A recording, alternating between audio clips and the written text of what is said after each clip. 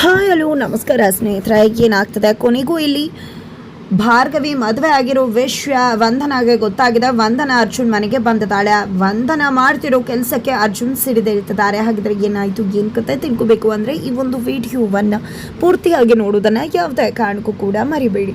ಇಲ್ಲಿ ಅರ್ಜುನ ಮತ್ತು ಭಾರ್ಗವಿ ದೇವರಿಗೆ ದೀಪ ಹಚ್ಚಿ ಕೈ ಮುಗಿಬೇಕಿದ್ರೆ ಯಾರಿಗೂ ಗೊತ್ತಾಗ್ದಾಗ ಭಾರ್ಗವಿ ಸೀರೆಗೆ ಇಲ್ಲಿ ಬೆಂಕಿಯನ್ನು ಹಚ್ಚಿಬಿಡ್ತಾಳೆ. ಬೃಂದ ತಕ್ಷಣ ಇಲ್ಲಿ ಅರ್ಜುನ್ಗೆ ಸ್ಮೆಲ್ ಬರುತ್ತೆ. ಕಂಡ್ಬಿಟ್ಟು ನೋಡಿದ್ರೆ ಭಾರ್ಗವಿ ಸೀರೆಗೆ ಬೆಂಕಿ ಹತ್ಕೊಂಡಿರುತ್ತೆ. ತಕ್ಷಣ ನೀರು ಹಾಕಿ ಎಲ್ಲವನ್ನ ಕೂಡ ಆರಿಸ್ಲಿಕ್ಕೆ ಟ್ರೈ ಮಾಡ್ತಾನೆ. ಈ ಕಡೆ ಭಾರ್ಗವಿ ಕೈ ಕೂಡ ಸುಟ್ಟೋಗುತ್ತೆ. ಇದರ ನಡುವೆ ಬೆಂಕಿ.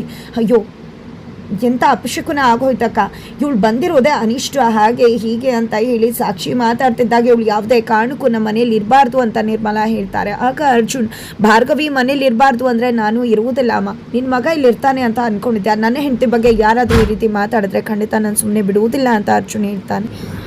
ನಂತರ ಈ ಕಡೆ ಭಾರ್ಗವಿಗೆ ನಿಜವಾಗ್ಲೂ ಅರ್ಜುನನ ನೋಡಿ ಅಚ್ಚರಿ ಆಗುತ್ತೆ. ತನ್ನ ಪರವಾಗಿ ಇಷ್ಟು ಮಟ್ಟಿಗೆ ಮಾತಾಡ್ತಿದ್ದಾರೆ ಅಂತ. ನಂತರ ಭಾರ್ಗವಿನ ಕರ್ಕೊಂಡು ಹೋಗಿ ಆಯಿಂಟ್ಮೆಂಟ್ ಹಚ್ಲಿಕ್ಕೆ ನೋಡ್ತಾರೆ. ಭಾರ್ಗವಿ ಬೇಡ ಅಂದಾಗ ಭಾರ್ಗವಿ ಮೇಲೆ ರೇಗ್ತಾರೆ ಅರ್ಜುನ್. ಜೊತೆಗೆ ಆಯಿಂಟ್ಮೆಂಟ್ ಹಚ್ಚಿ ನಿಮ್ಗೇನಾದರೂ ಆದರೆ ಅದನ್ನು ಸಹಿಸ್ಕೊಳ್ಳೋ ಶಕ್ತಿ ನನಗಿಲ್ಲ, ಮಲ್ಕೊಂಡು ರೆಸ್ಟ್ ಮಾಡಿ ಅಂತ ಹೇಳಿ ತನ್ನ ಅಮ್ಮ ಚಿಕ್ಕಮ್ಮ ನಡ್ಕೊಳ್ಳೋ ರೀತಿಗೆ ತುಂಬ ಬೇಜಾರು ಮಾಡ್ಕೋತಿದ್ದಾರೆ. ಭಾರ್ಗವಿ ಎಷ್ಟು ಒಳ್ಳೆಯವರು, ಆದರೆ ಯಾಕೆ ಮನೆಯವರು ಈ ರೀತಿ ಆಡ್ತಿದ್ದಾರೆ ಅಂತ. ನಂತರ ಬೃಂದ ಬಂದು ನಾಟಕ ಮಾಡ್ತಾಳೆ, ಹೇಗಿದ್ದಾಳೆ ಭಾರ್ಗವಿ ಅಂತ.